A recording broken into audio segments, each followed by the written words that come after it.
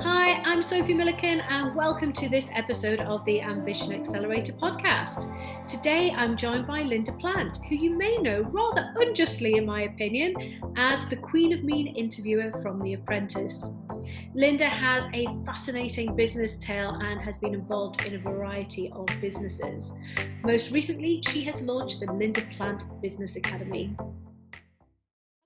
So today I am joined by Linda Plant, who has got loads and loads of wonderful experience and knowledge to share with everybody, I'm sure. So from selling fashion on a market stall in Leeds to launching an international knitwear brand, which was sold for millions, Linda has a huge amount of brilliant knowledge and experience. If you're a fan of BBC One's The Apprentice show, then you may recognise Linda from her role as the Queen of Mean, which I always think is a bit of an unfair title, because whenever I've seen you on anything else, you're far from mean. Linda has successful property development and interior design businesses, along with her new venture, the Linda Plant Business Academy, which I'm sure we will hear lots about, and I will certainly include a link to as well. So welcome. Thank you for joining me, Linda. It's great to see you. Thank you for asking me. No problem. So tell us, did you always know what you wanted to be when you grew up? No, I didn't always know what I wanted to be, but I knew from a very early age when my mother took a market stall in Dewsbury, and on a Saturday I would go and help her, and I knew from 10 years old I wanted to sell and trade. So I guess I knew I wanted to be a trader. I had no idea where life was going to take me, but I knew that I couldn't wait to get out of school so I could carry on working, selling and trading. And by the time I was almost 16, my mother, we had got 3 market stalls in indoor markets, and I simply said to my mother and father, can I leave school? I couldn't wait. I had drive, I had ambition at that age, and that's what I did. So I just wanted to be into business. And business for me, lots of people ask me questions, I can tell you, business for me is like a hobby. I thrive on it and I love it. I can totally relate to that, and I had all sorts of entrepreneurial ideas myself when I was younger. I've written something in the book about when we used to buy up penny chews and we used to stretch them and sell them for 2p, which is a bit embarrassing, but it's just the thrill. That's the trade. It's the trader in you. It is, but it's that thrill of the sale, and there's so much excitement with that. So now that you've had several businesses, you've had loads of success with all of that. When you kind of got to the point of setting up your own knitwear brand and being hugely successful, because that seemed to sort of be quite quick for you, did you set goals that sort of where you were saying, right, this is what I want to achieve? Is that what you did, or did it just happen? Yeah, well, what happened was, so I fell in we had the retail business. We expanded the market stalls to 13 market stalls across South Yorkshire. And then I opened a wholesale business. So because I never say no when I can say yes. And I took a distribution centre in Leeds, in the centre of the fashion area, to distribute, because I needed to distribute for the 14 stalls. And then one day someone walked in and said, do you sell this to wholesalers? And I thought, well, why, what? Yes. So I said, yes, we do. Not doing it then, but thinking, this is what I should do, because I'm already buying a substantial amount. I turned the distribution centre into a wholesale, called it Trendsetters, and started off with a wholesale business and a retail business, just buying more, economies of scale, right? Which is quite important when you're looking at business and the scalability. That took me to Hong Kong. A friend of mine said to me, Linda, I've got a friend in Hong Kong, and he is looking for a client. He was supplying Freeman's mail order. It's a catalogue, and in those days you needed quota.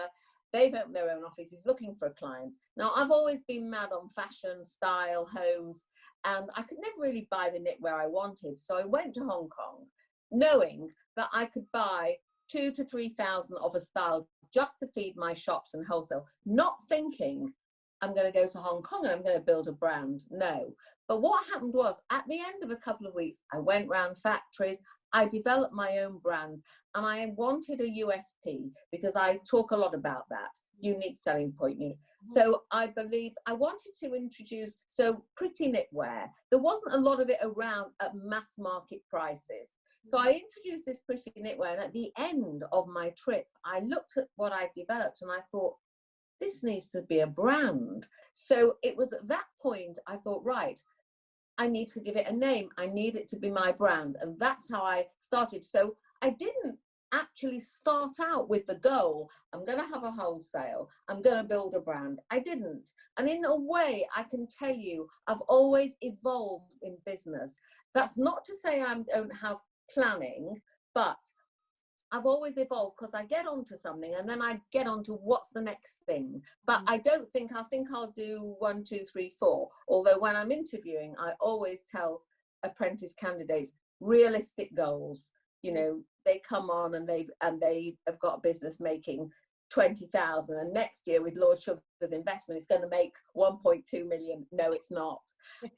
So I would probably say to you, I have evolved my whole life, and I believe in evolving. So it sounds like you've been really good at seeing opportunities when they've kind of sort of drifted within your eyesight, and you've gone for them and worked out how to make them happen. Well, that's a key factor for everyone, and that's what I say. Everyone gets opportunities. You've got to seize those opportunities. I don't believe in the word luck, no. And I don't call it risk. I call it opportunity. And in the early years, I had nothing to lose because I had nothing, right? But I always looked upon my opportunities. I considered the risk factor, but I seize opportunities. Everyone gets them, but can you seize them, and what can you make of them? And if you fall down and fail, don't worry. Don't be afraid to ask for help. Don't be afraid to fail, because failure sets you up for success next time. Definitely agree. You can learn more, I think, sometimes from failing. And I think it goes back to what you were just saying there about not being afraid and not feeling like you're going to lose something, because if you haven't got that fear, then you're bolder in what you do, and you've got to be bold to make big progress. You have to be bold. You have to take, I suppose, you may have to take risks. We're coming into a time now, I've had quite a few people write in and say, should I do this? We're coming into a time now when job security is less secure than it's ever been.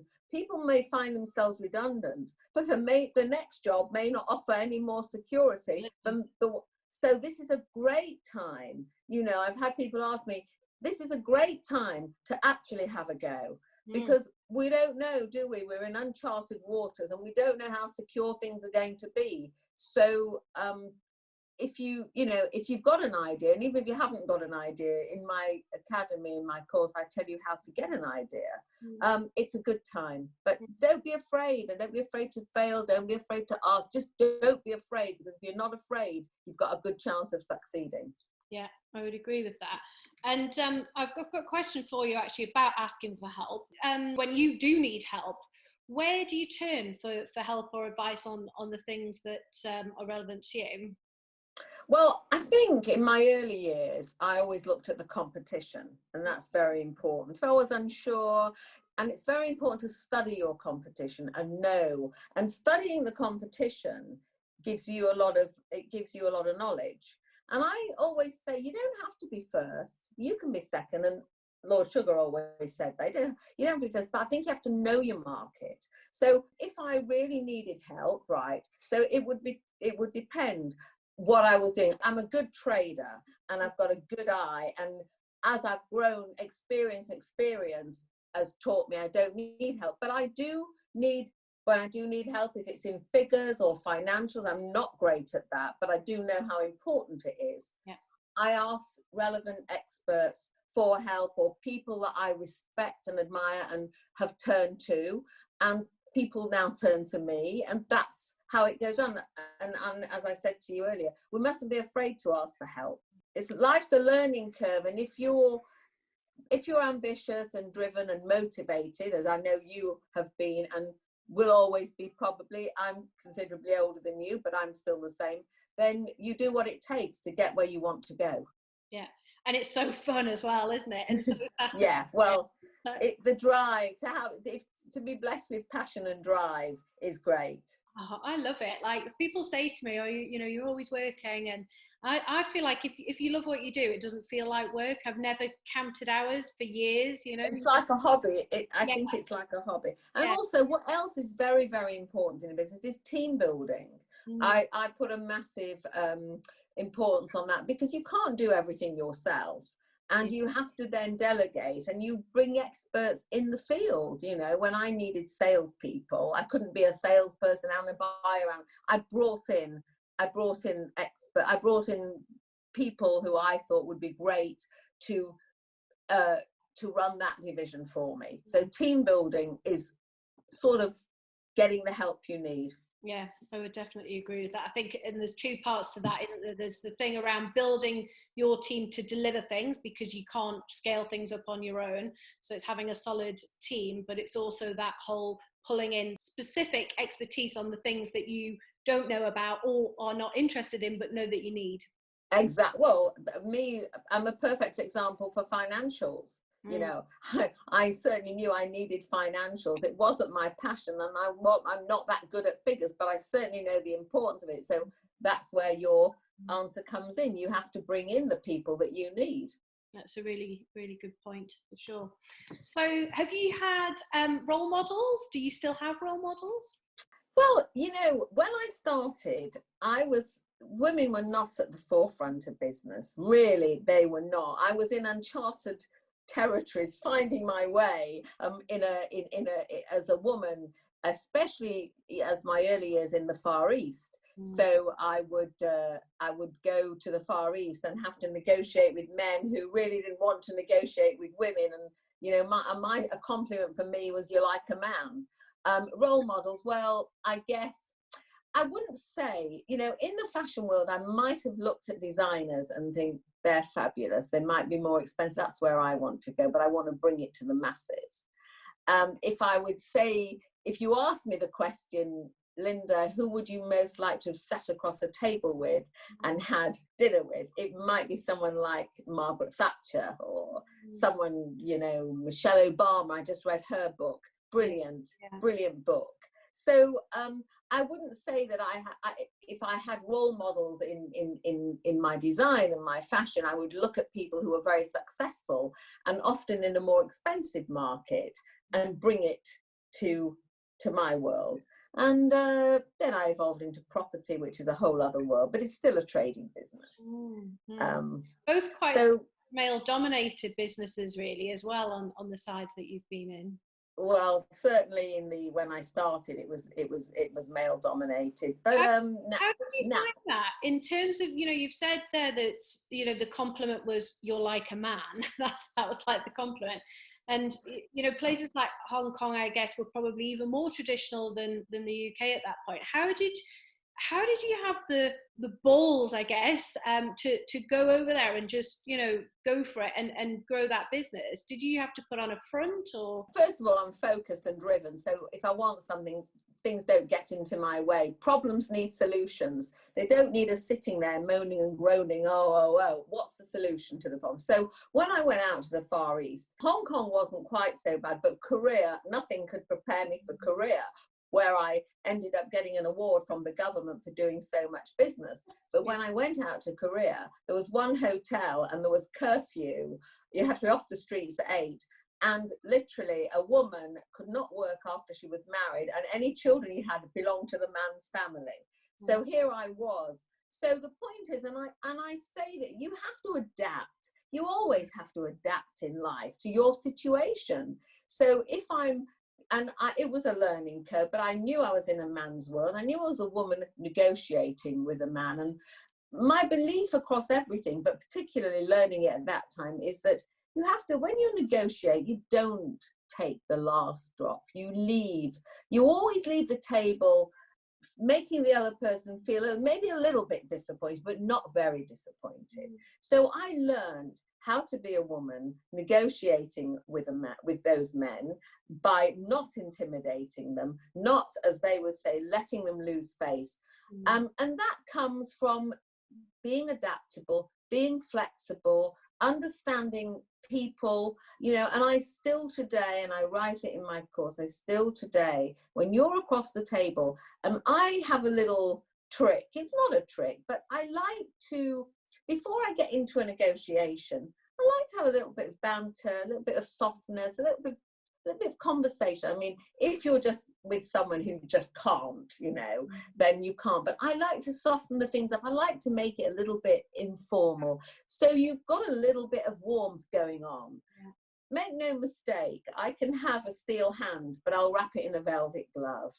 And I like that way better. And I think everyone has to feel a bit happy or a bit sad, but that's my way. So I just learned from my own learning myself, because no one taught me. There were no women in business. They all looked at me like, you know, oh, and even when I got which is quite funny, even when I got the award and I became quite a name in career and got this award from the government, and my former husband, who was in the business but didn't really do much of the work, when they came to get the award, they asked, he used to come every year, once a year for Chinese New Year, he went up and got the award. No, they gave him the award.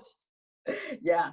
Oh my. But it's okay, because I didn't mind. The Koreans became to love me. In fact, one of them had a photograph of me, one of my main suppliers, and I'm talking about millions have gone, had a photograph of me on his desk. Oh, that's nice. That's good. Yeah. So yeah, it's about being adaptable, isn't it? And about being flexible, judging your opponent and what's the best way. Yeah.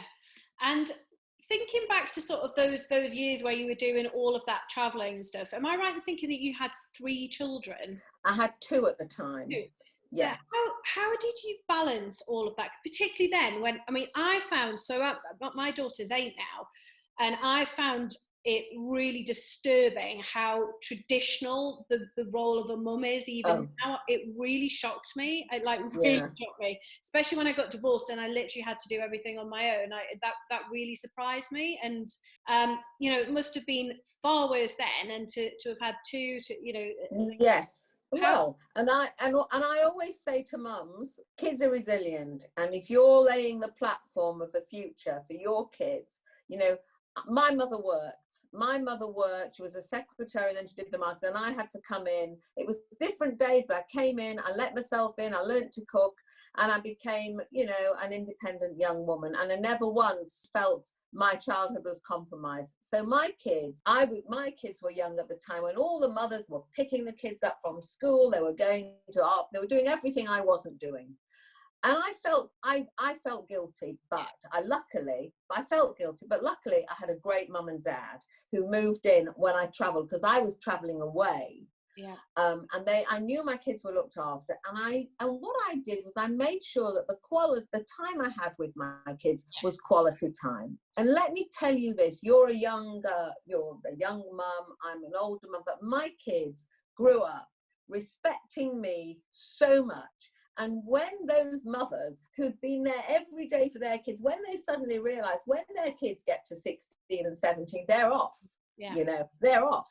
And then they were, whoa, we wish we'd have done something. So I always say to mums and dads, don't feel guilty. If you're laying the foundation, your kids will respect you. If you teach them and they understand, you're not neglecting them. You're nurturing life for them, and you're teaching them a good way. And I'm quite proud to say, and then later on in life, I had another son. And my boys totally respect and are proud of their mum, and they never have once felt, oh, mum didn't pick us up from school when other mums did, because I made sure I gave other things that mums couldn't give. That's so reassuring to hear, because I think that's something I've certainly agonized about over the years, and the way that I've kind of got to deal with it is actually, you know, other than my daughter, my work is my passion. And actually when I'm working and I enjoy it, it makes me happier. And that, therefore, that's positive for my daughter. And I think as well, what I do is I really protect the time that I have with her. And like you say, it's quality time. So, you know, back in sort of pre-COVID times, I used to finish early on a Friday, and that would be the day I would pick her up from the yard. Yeah. And we would go to the beach or go out for dinner or something. And at the weekends, that's our special time. And I respect that as much as possible.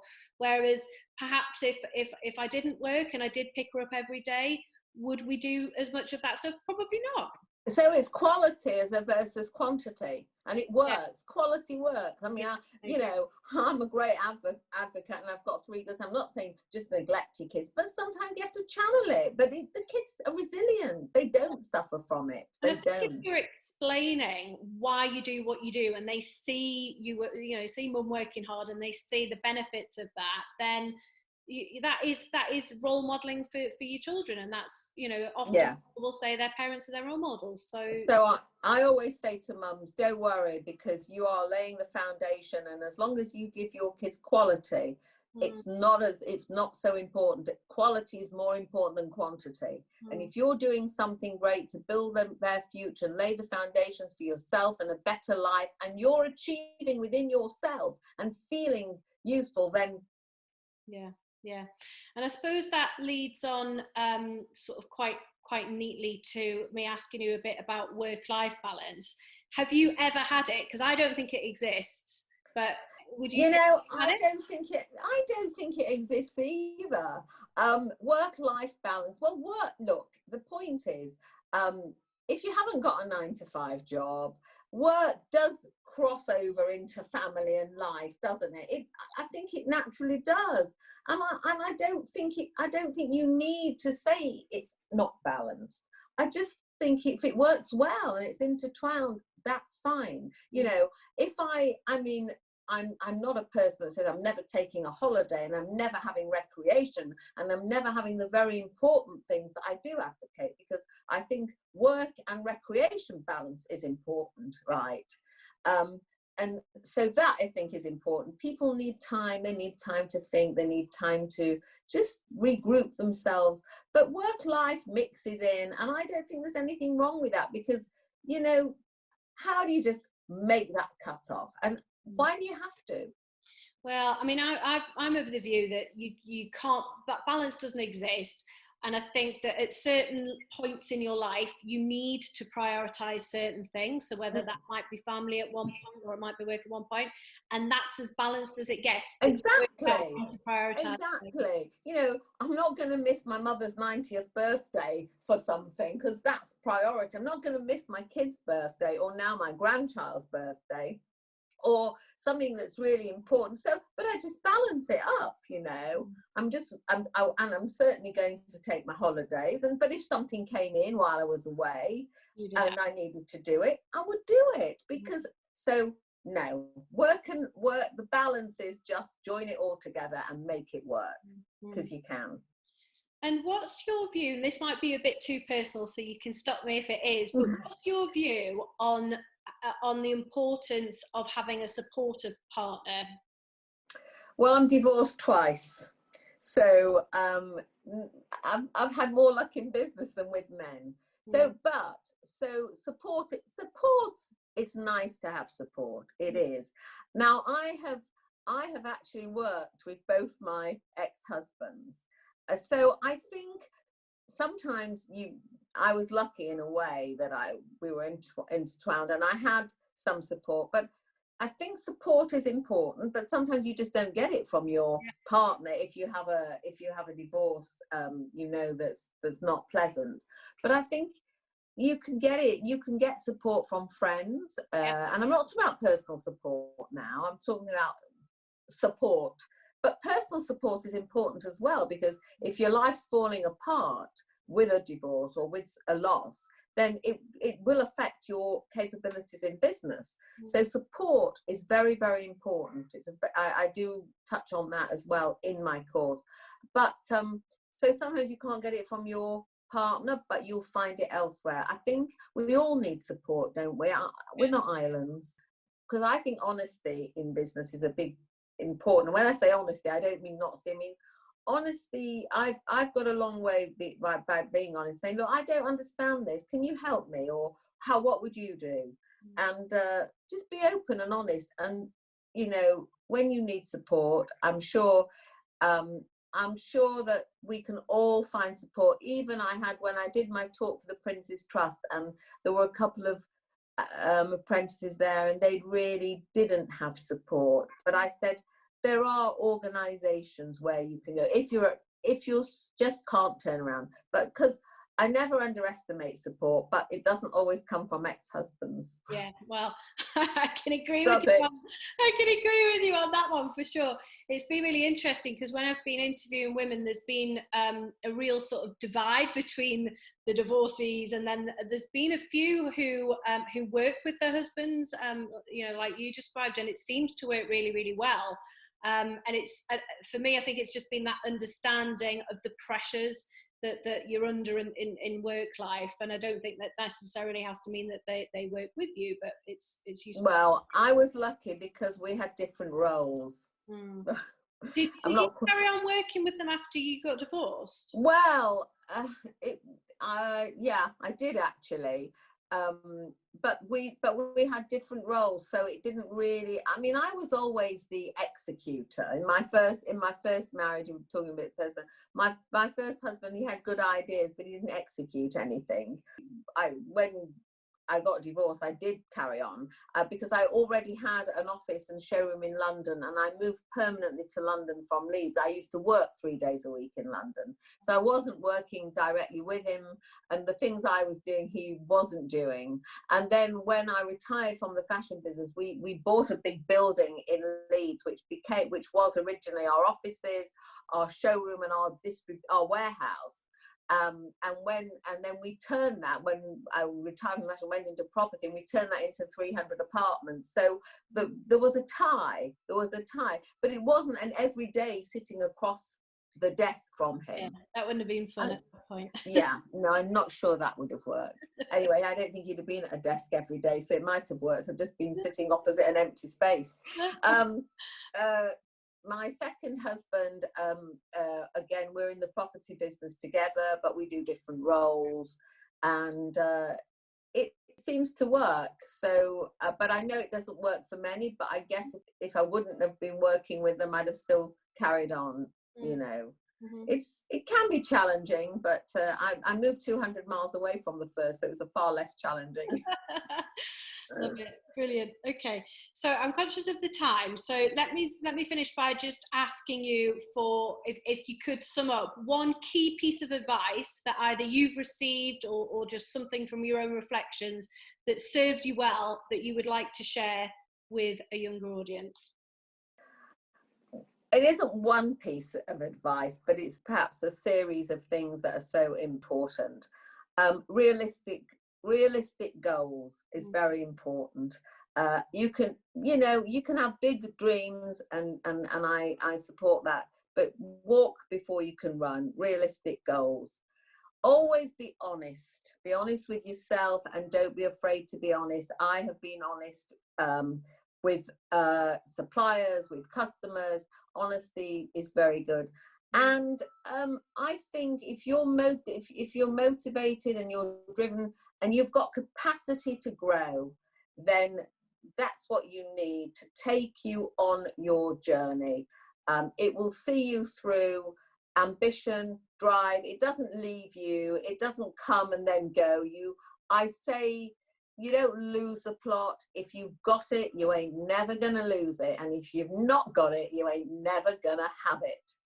And I just think those are the things that have carried me through my life, my journey, and those are the things that will carry everyone through every type of every type of business. You know, relationships, value your I would say the key thing, value relationships. They're very important. Brilliant. Okay, well, I think we'll leave it there. I hope that you enjoyed listening to this episode of the Ambition Accelerator as much as I enjoyed recording it. If this was your first experience of tuning in, go back and listen to previous episodes, as there are some brilliant ones. Please do go and check those out. Hope to catch you next time.